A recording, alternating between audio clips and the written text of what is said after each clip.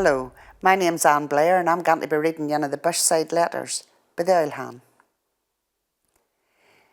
In the old town of Edinburgh, there's a house which has an inscription over the door. Heave awa, boys, I'm no deed yet. Well, sir, I'm leaving yet, and glad o' it, and I hope it will lang continue. It's wonderful how excitement comes to an end and wears its salute. I hardly ever hear a word of elections, nae mair if they had happened a year ago.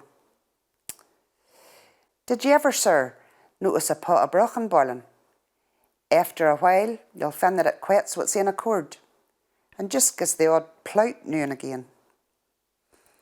So after the hurly-burly and splutter a wheen of days ago, an odd splutter is a' that reminds us that we're great politicians, we battle in our ee.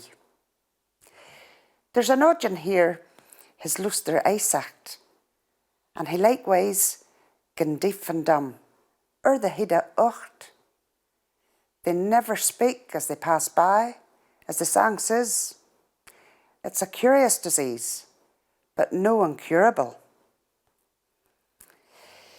Did you hear that yon morning Billy Money was post to with green bells and home rule on them?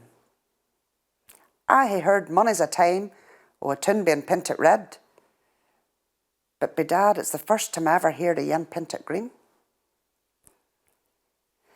There's a new government in now, for good or ill, and I hope for good, especially to our ain poor distressed country.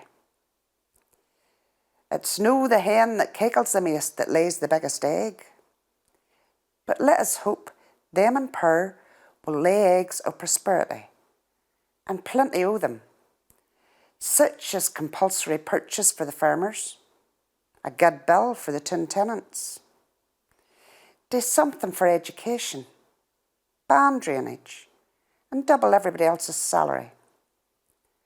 They can cackle as much as they like, aye, and flap their wings, and crow as well. Promises are easily made at election times, but nobody likes their mouths filled with an empty spoon. Nor to be like the German tune that advertises for a bell ringer. Wages, nothing to begin with, but this'll be doubled if satisfaction is given. There's one thing I hear a heap of talk about, and that's amalgamation and coordination of birds. Them's twa jawbreakers at any rate. There's a bird for this and yon for that.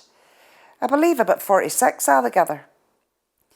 I would like to see the old tree that's sawed out into so many planks. It man had been a corker.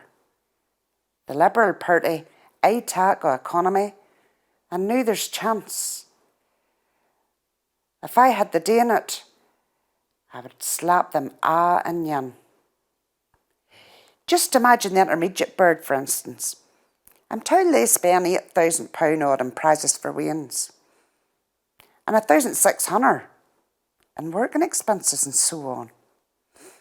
Talking about birds, I hae noticed that the birds of guardians, at least in the north, do their work a heap more sensibly. I cannae tell the reason, except that a more intelligent set of men compose them, or maybe advance so education is something to do with it. At any rate, they get through their work in a more expeditious manner, and aren't so carnaptious as they used to be. I want to tell you a wee story and illustrations of this, and mind ye, this is no like money a story, for it's true. A good many years ago, a bird that will be unmentionable, somebody proposed to spend a lot of money in a needless manner. This was opposed by wiser heads, and an intelligent member, in a sarcastic speech, asked them when they were at it to spend a wheen of thousands on a lake, in a park, and get a gondola for the town folk.